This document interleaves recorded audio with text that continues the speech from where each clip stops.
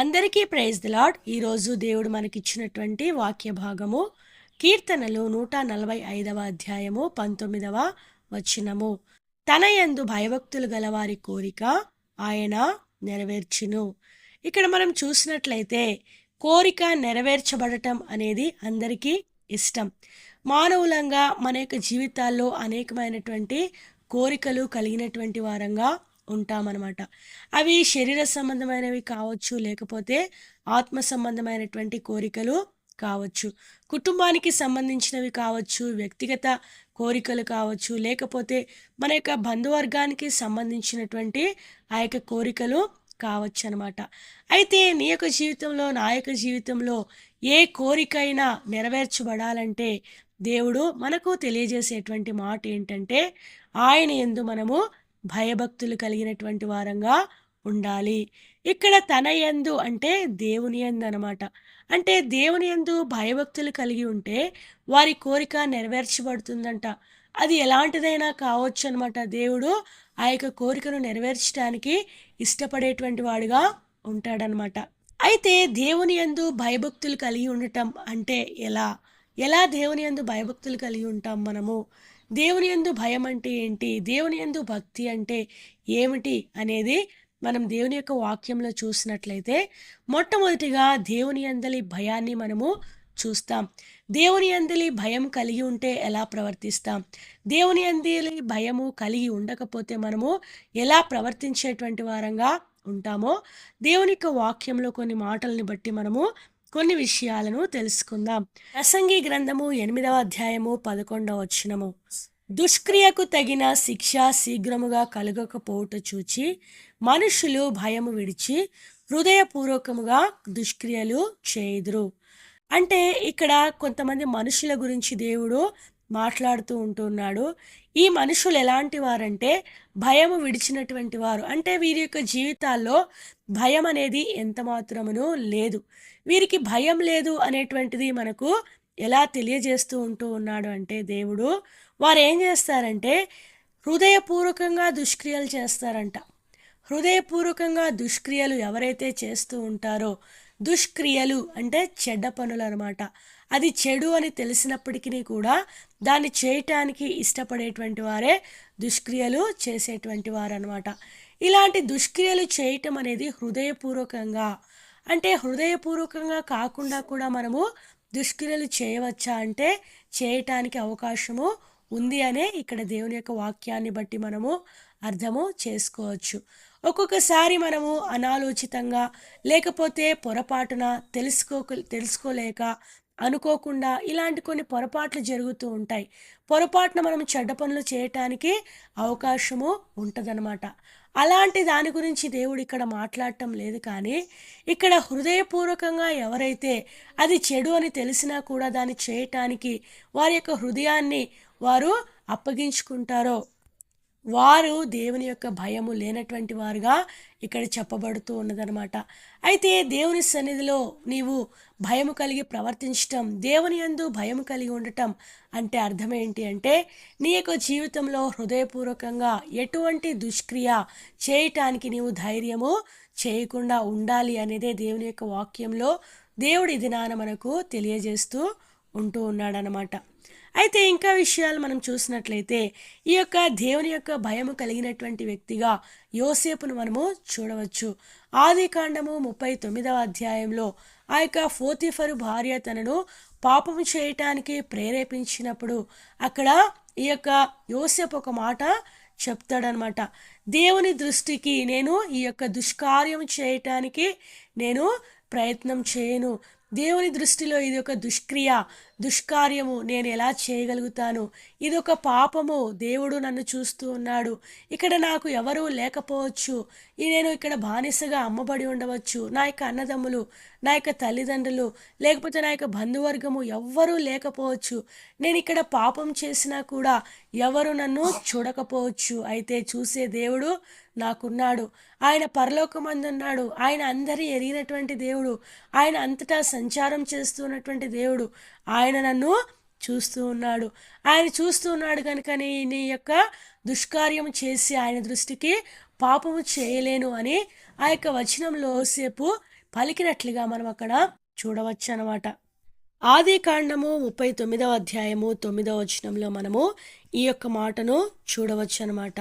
నేను ఇలాంటి ఘోరమైనటువంటి దుష్కార్యం చేసి దేవునికి విరోధంగా పాపం ఎలాగ కట్టుకోవాలి అనేటువంటి మాటను తన యజమానురాలైనటువంటి ఫోతీఫరు భార్యతో ఆయన చెప్పినట్లుగా ఇక్కడ మనము చూడవచ్చు. అంటే యోసేపు తన యొక్క జీవితంలో దేవుని భయము కలిగినటువంటి వ్యక్తి గనుక తను ఒంటరిగా ఉన్నప్పటికీ కూడా, తనను ఎవరూ చూడకపోయినప్పటికీ కూడా, తన యజమానురాలే తనను పాపం చేయటానికి ప్రేరేపించినప్పటికీ కూడా ఆయన ఆ యొక్క పాపం చేయటానికి ఇష్టపడలేదనమాట. దేవుని యందు భయము అంటే ఇదే అనమాట. ఇలాగున యోసేపు తన యొక్క జీవితంలో దేవుని భయము కలిగినటువంటి వ్యక్తిగా ఉన్నాడు గనుకనే ఒకానొక దినమున 13 సంవత్సరాల ఆయన శ్రమల కాలం పూర్తి చేయబడిన తర్వాత ఆయన ఒక ప్రధానమంత్రిగా చేయబడుతూ వచ్చాడనమాట. ఒక బానిస ప్రధానమంత్రిగా చేయబడటం అనేది చాలా గొప్ప విషయం అనమాట. చాలా అరుదైనటువంటి విషయం. అయితే దేవుని సన్నిధిలో దేవుని భయము కలిగి నీ యొక్క జీవితంలో, నా యొక్క జీవితంలో మనము ప్రవర్తించినట్లయితే నిజంగా నీ కోరికను, నా కోరికను, అది ఎలాంటిదైనా కావచ్చు. నీవు దాసుడుగా ఉండవచ్చు, నీవు ప్రధానమంత్రి అవ్వాలన్న కోరికను కోరుకుంటూ ఉండవచ్చు. అలాంటి కోరిక అసాధ్యమైనటువంటి కోరిక అయినప్పటికీ కూడా దేవుడు దాన్ని నెరవేర్చేటువంటి వాడుగా ఉంటాడు అనేటువంటి విషయాన్ని దేవుడి దినాన మనకు తెలియజేస్తూ ఉన్నాడు. అయితే మరి దేవుని యందలి భక్తి అంటే ఏంటి? ఇంతవరకు మనము దేవుని యందలి భయము అంటే ఏమిటో చూస్తూ వచ్చాం. అయితే మరి దేవుని యందలి భక్తి అంటే ఏమిటి అంటే, యాకోబు రాసిన పత్రిక 1వ అధ్యాయము 27వ వచనంలో మనం చూసినట్లయితే, తండ్రి అయిన దేవుని ఎదుట పవిత్రమును నిష్కలంకమునైన భక్తి ఏదనగా, ఇక్కడ దేవుని దృష్టిలో నిజమైనటువంటి భక్తి ఏంటో దేవుడు మనకు తెలియజేస్తూ ఉన్నాడు. దిక్కులేని పిల్లలను, విధవరాండ్రను వారి ఇబ్బందిలో పరామర్శించుటయు. ఇక్కడ దేవుని యొక్క వాక్యంలో మనం చూసినట్లయితే, మనము దేవుని ఎదుట భక్తి అనేది, దేవుని యందలి భక్తిని మనం కనపరుస్తూ ఉన్నాము అనేదానికి ఈ యొక్క క్రియలు మనకు కనబడాలి. మన జీవితంలో ఇలాంటి క్రియలు కనబడినప్పుడు ఖచ్చితంగా నీ జీవితంలో నీవు దేవుని యందలి భక్తి కలిగినటువంటి వాడవని దేవుడు రుజువు చేస్తాడనమాట. అయితే ఇక్కడ చూసినట్లయితే మొట్టమొదటిగా దిక్కులేని పిల్లలు ఉంటారు. అంటే అనాథలైనటువంటి పిల్లలు. అలాంటి వారికి ఏదైనా ఇబ్బంది కలిగినప్పుడు నీవు చేయదగినటువంటి సహాయము, నీకు చేతనైనటువంటి సహాయము, వారి ఇబ్బందిలో వారిని పరామర్శిస్తూ ఉన్నావా? నీది మాత్రమే చూసుకుంటూ నాకుంది కదా, ఇంకా వారితో నాకేం అవసరం అనేటువంటి ధోరణిలో నేను ఉన్నట్లయితే దేవుడు ఇలాంటి భక్తిగా కోరటం లేదనమాట. అంతేకాకుండా విధవరాండ్రు, భర్త చనిపోయినటువంటి వారు ఒంటరిగా ప్రయాసపడుతూ, భర్త లేని కొరతను వారు ఎంతో అనుభవిస్తూ, వారి జీవితాల్లో పని చేసుకోలేనటువంటి వారుగా ఉన్నటువంటి వారి కుటుంబాల విషయాల్లో నీవు ఎలాంటి సహాయం చేయగలుగుతూ ఉన్నావు? వారి అక్కర్లు ఎరుగుతూ ఉన్నావా? వారితో మాట్లాడుతూ ఉన్నావా? నీకేదైనా ఇబ్బంది ఉందా అని వారిని పరామర్శిస్తూ ఉన్నావా? వారిని అసలు పలకరించటమే లేదా? ఇది అయితే ఈ దినాల్లో ఈ యొక్క లోకంలో మనం చూసినట్లయితే విధవరాండ్రను చాలా చిన్నచూపు చూసేటువంటి వారుగా ఉంటారు.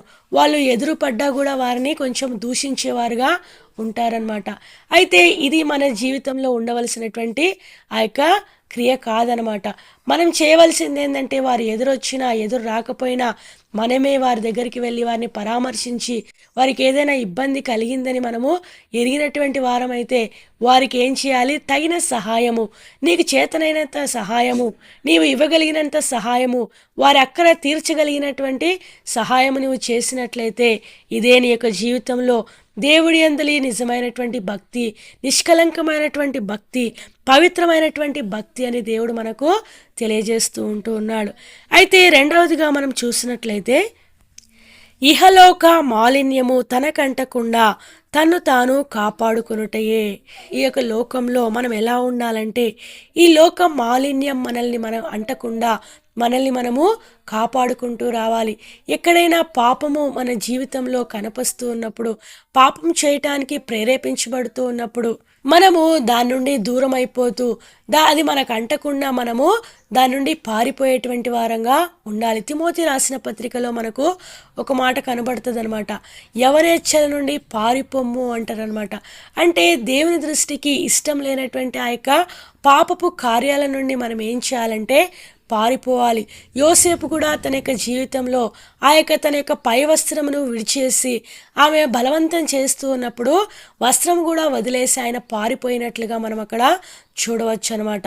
అందుకే యోసేపు దేవుని యందలి భయభక్తులు కలిగినటువంటి వాడని మనము రుజువు చేసుకునవచ్చునమాట. ఎందుకంటే ఆయన చేయగలిగినటువంటి సహాయం ఆ దినాల్లో పానదాయకుడు, భక్ష్యకారుడు వారు కలలు కని వారు చింతిస్తూ ఉన్నప్పుడు వారి విషయంలో ఆయన సహాయం చేసినటువంటి వాడుగా, తనకు తోచినటువంటి సహాయం వాటి భావములు చెప్పి వారిలో ఉన్నటువంటి ఆ యొక్క కలవరాన్ని తీసివేసి వారిని సంతోషపరిచినటువంటి వాడుగా అక్కడ మనము చూస్తామన్నమాట. అంటే దేవుని దృష్టిలో నిజమైనటువంటి భక్తి ఏంటి అంటే ఈ యొక్క లోకంలో ఉండేటువంటి మాలిన్యము మనకు అంటకుండా మనల్ని మనం కాపాడుకోవాలి. అంటే ఏ పాపము చేయకుండా మన యొక్క జీవితాల్ని పరిశుద్ధంగా పవిత్రంగా జీవించే విధానంలో మనము కట్టుకోవాలి అనేదే దేవుని యొక్క ఉద్దేశమై ఉంటూ ఉన్నదనమాట. ఈలాగున మన జీవితంలో దేవుని యందలి భయము, దేవుని యందలి భక్తి ఏంటి అనేది మనము చూస్తూ వచ్చాం. దేవుని యందలి భయము అంటే హృదయపూర్వకంగా మనము దుష్క్రియలు చేసేటువంటి వారంగా ఉండకూడదు. అయితే దేవుని యందలి భక్తి ఏంటి అంటే దిక్కులేని వారికి, విధవరాండ్లను వారి ఇబ్బందుల్లో పరామర్శించటం, తర్వాత ఆ యొక్క ఇహలోక మాలిన్యము మనకు అంటకుండా మనల్ని మనం ఏం చేసుకుంటూ ఉండాలంటే కాపాడుకుంటూ ఉండాలన్నమాట. అప్పుడే మన యొక్క జీవితంలో మనము దేవుని యందలి భయము భక్తి కలిగినటువంటి వారంగా ఉండాలి. యోసేపును ఉదాహరణగా మనం చూస్తూ వచ్చాం. యోసేపు వలె మన యొక్క జీవితాల్లో మనము కూడా దేవుని యందలి భయము కలిగి పాపం చేయటానికి భయము కలిగి మనం ప్రవర్తించినట్లయితే తప్పకుండా దేవుడు మనల్ని ఒక దినాన హెచ్చించేటువంటి వాడుగా ఉంటాడు. మన యొక్క కోరికను ఆయన తీర్చేటువంటి వారుగా ఉంటాడనమాట. దేవుని యొక్క వాక్యంలో అంటే ఈ యొక్క బైబిల్ గ్రంథంలో యెహోవా యందు భయభక్తులు గల వారి కొరకు అనేకమైనటువంటి మేలులు, అనేకమైనటువంటి ఆశీర్వాదాలు, అనేకమైనటువంటి సందర్భాలు మనకు కనబడతాయి. కానీ మనకున్న కొద్ది సమయాన్ని బట్టి 2-3 తలంపులను చూసుకొని ముగించుకుందాం. మొట్టమొదటిగా దేవుని యందలి భయభక్తులు కలిగి ఉంటే మన యొక్క కోరిక నెరవేర్చబడుతుంది అనేటువంటిది ఈ దినం యొక్క అంశముగా మనము చూస్తూ వచ్చాం. అయితే దేవుని యందలి భయభక్తులు కలిగి ఉంటే ఇంకా మన జీవితంలో ఏం పొందుకోగలుగుతాము అనేది మనం చూసినట్లయితే కీర్తనలు 31వ అధ్యాయము మనము 19వ వచనం చూస్తే, నీ యందు భయభక్తులు గలవారి నిమిత్తము నీవు దాచి ఉంచిన మేలు ఎంతో గొప్పది. అయితే దేవుని యందు భయభక్తులు కలిగి ఉంటే మన కొరకు మేలు దాచబడి ఉందంట. ఒక మేలును దేవుడు దాచి ఉంచాడు. ఆ యొక్క మేలు ఒక దినాన బయటపడబోతుంది. దేవుడు ఆ మేలును నీ యొక్క జీవితంలో చేయటానికి ఎదురు చూస్తూ ఉంటూ ఉన్నాడు. అయితే నీ జీవితంలో, నా జీవితంలో దేవుని యందలి భయభక్తులు కలిగి ఉంటూ ఉన్నామా? దేవుని యందలి భయభక్తులు కలిగి మన హృదయంలో ఉండేటువంటి కోరికను నెరవేర్చుకునే విధంగా మన యొక్క జీవితాలు ఉంటూ ఉన్నాయా? దేవుని యందలి భయభక్తులు కలిగి దేవుడు దాచి ఉంచినటువంటి ఆ యొక్క మేలును పొందటానికి అర్హత మనము కలిగి ఉంటున్నామా అనేది ఈ దినం మనము పరీక్షించుకోవలసినటువంటి వారంగా ఉన్నామన్నమాట. కీర్తనలు 34వ అధ్యాయము 7వ వచనంలో మనం చూసినట్లయితే యెహోవా యందు భయభక్తులు గలవారి చుట్టూ ఆయన దూత కావలి ఉండి వారిని రక్షించును. ఇక్కడ దేవుని యందలి భయభక్తులు కలిగి ఉండటం ద్వారా మనకి ఏ మేలు ఉందంటే ఇక్కడ మనకు భద్రత ఉన్నది. మన చుట్టూ దేవుని యొక్క దేవదూతలు మనల్ని కాపుదల కాస్తూ ఉంటారనమాట. మన చుట్టూ ఒక కంచె ఏర్పాటు చేయబడింది. అందుకే కదా అక్కడ సాతాను యొక్క యోబు విషయంలో ఫిర్యాదు చేస్తూ ఉన్నప్పుడు, యోబు ఊరకనే భయభక్తులు కలిగి ఉన్నాడా, నీవు ఆయన చుట్టూ ఏముంచావు, కంచె వేశావు కదా అని మాట్లాడుతూ వచ్చాడు. అంటే నిజంగా మన చుట్టూ కంచె వేయబడుతుంది. దేవుని యొక్క దూతలు మనల్ని కాపాడుతూ రక్షించేటువంటి వారుగా ఉంటారనమాట. ఎప్పుడు మనము దేవుని యందు భయభక్తులు కలిగి జీవించినప్పుడు అనమాట. తర్వాత ఆయన యందు భయభక్తులు ఉంచు వారికి ఏమీ కొదవలేదు. నీ జీవితంలో కొదువ అనేది ఉండదు. అన్నీ సమృద్ధిగా దేవుడు అనుగ్రహించేటువంటి వాడుగా ఉంటాడు. మన యొక్క జీవితాల్లో దేవుడు అన్నీ ఇస్తూ ఉన్నప్పటికిని ఇంకా నాకు కొదువే ఉంది అని అనిపిస్తూ ఉంది అంటే, నీ యొక్క అవసరాలకు మించినటువంటి కోరికలు, అవసరాలకు మించినటువంటి ఆశలను బట్టే నీవు తృప్తి పొందకపోవటం జరుగుతుందేమో కానీ, నిజంగా నీ యొక్క జీవితంలో దేవుని యందలి భయము, భక్తి కలిగి ఉంటే తప్పకుండా నీకేది కొదువు అనేది ఉండదు అనేటువంటి విషయాన్ని దేవుని యొక్క వాక్యంలో దేవుడు ఈ దినమున మనకు తెలియజేస్తూ ఉంటూ ఉన్నాడు. ఈ కొన్ని తలంపులతో మనము ఈ దినము ముగించుకుందాం. మొట్టమొదటిగా ఈ దినం మనం ఏం చూస్తూ వచ్చాం? ఈ దినం మనకి ఇవ్వబడినటువంటి అంశము యెహోవా యందు భయభక్తులు, తన యందు భయభక్తులు గల వారి కోరిక ఆయన నెరవేర్చును అనేటువంటి మాటను చూస్తూ వచ్చాం. దేవుని యందలి భయం అంటే ఏంటి? హృదయపూర్వకంగా దుష్క్రియలు చేయకపోవటమే దేవుని యందలి భయము. అయితే దేవుని ఎడల భక్తి అంటే ఏమిటి? ఈ యొక్క దిక్కులేని వారిని, తర్వాత విధవరాలని వారి ఇబ్బందుల్లో పరామర్శించటం, తర్వాత ఇహలోక మాలిన్యము మనకి అంటకుండా మనల్ని మనము కాపాడుకోవటమే నిజమైనటువంటి పవిత్రమైనటువంటి నిష్కలంకమైనటువంటి భక్తిగా మనము చూస్తూ వచ్చాం. ఈ యొక్క భయము, ఈ యొక్క భక్తి, ఈ రెండు మన యొక్క జీవితాల్లో కలిగి ఉన్నప్పుడు మనం కూడా దేవుని యందలి భయభక్తులు కలవారమే అని చెప్పుకోవచ్చు. అయితే దేవుని యందలి భయభక్తులు గలవారికి ఉండేటువంటి కొన్ని ఆశీర్వాదాలను మనం చూస్తూ వచ్చాం. యెహోవా యందు భయభక్తులు కలిగి ఉండటం వల్ల మొట్టమొదటిగా మన యొక్క కోరిక నెరవేర్చబడుతుంది. రెండవదిగా దేవుడు మన కొరకు ఒక మేలును దాచి ఉంచాడు. మూడవదిగా మన చుట్టూ ఆయన దూతలు కావలి కాస్తూ మనల్ని రక్షిస్తారు. నాలుగవదిగా చివరిగా మన యొక్క జీవితంలో ఏ కొదువను మనము చూడమనమాట. అంతా సమృద్ధిగా దేవుడు మనకిచ్చేటువంటి వాడుగా ఉంటాడనమాట.